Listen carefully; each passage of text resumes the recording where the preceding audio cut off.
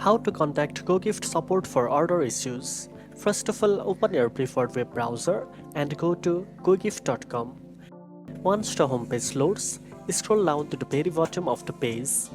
Here you will find the Contact Us link located in the footer section. Click on it to access support options. Inside the Contact Us page, click on Contact Support button. Now you will be presented with a form. Fill in your name, business email, and details about your order issue. Make sure to include your order number if you have it.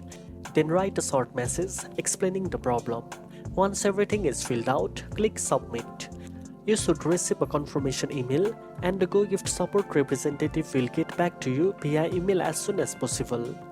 If you didn't receive a reply within a reasonable time, check your spam or junk folder, or consider submitting the request again. Now you know how to contact GoGift support for order issues.